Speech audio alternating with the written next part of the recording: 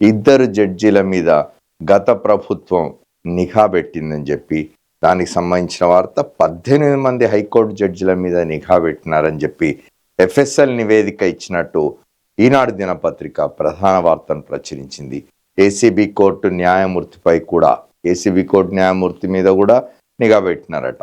FSL నివేదికలో బహిర్గతం, phone tapping కేసులో కీలక అంశాలు వెల్లడి.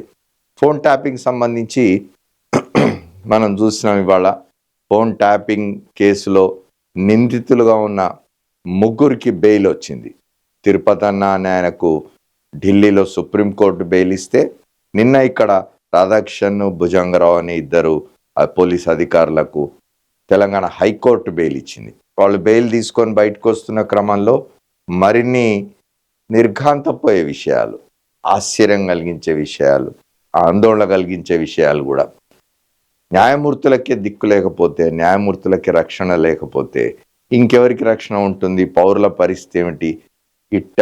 ఫోన్ ట్యాపింగ్ అనేది, నిజానికి ఫోన్ ట్యాపింగ్ అనేది చాలా అరుదుగా అనేక అనుమతులతో జరిగేది. అది అట్లా కాకుండా రాష్ట్రంలో కానీ కేంద్రంలో కానీ అధికారంలో ఉన్న వాళ్ళు తమకు గిట్టని వాళ్ళ సంబంధించిన సమాచారాన్ని తెలుసుకోవడానికి ఇట్లా రహస్యంగా చట్ట వ్యతిరేకంగా ఫోన్ ట్యాపింగ్లు చేయడం అనేది చాలా ఆందోళన చెందాల్సిన విషయం. తర్వాత దీన్ని కట్టడి చేయాల్సిన అవసరం కూడా ఉంటుంది.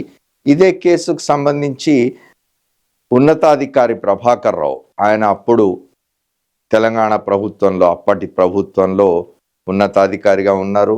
ఆయన అప్పుడు ఎస్ఐబి చీఫ్గా ఉన్నారు. ఆయన నాయకత్వంలో ఈ ఫోన్ ట్యాపింగ్ జరిగిందని చెప్పి ఆయన గురించి, అట్లాగే మరొక ఎలక్ట్రానిక్ మీడియా ఛానల్ అధిపతి శ్రవణ్ రావు గురించి కూడా పోలీసులు వాళ్ళని అరెస్ట్ చేయడానికి ప్రయత్నం చేస్తున్నారు. వారిద్దరూ కూడా అమెరికాలో ఆశ్రయం తీసుకున్నారు. అందుకే వారిని ప్రకటిత నేరస్తుల అస్త్రం ప్రయోగించి తీసుకురావాలని చెప్పి న్యాయస్థానం అనుమతిస్తే వాళ్ళ ఆస్తులను కూడా జప్తు చేయాలని చెప్పి ఇక్కడ ప్రస్తుత ప్రభుత్వం, తెలంగాణ ప్రభుత్వం ఆలోచిస్తూ ఉన్నది. దానికి సంబంధించిన వార్తను కూడా ప్రధానంగా ఇచ్చింది ఈనాడు దినపత్రిక. కొనగలమా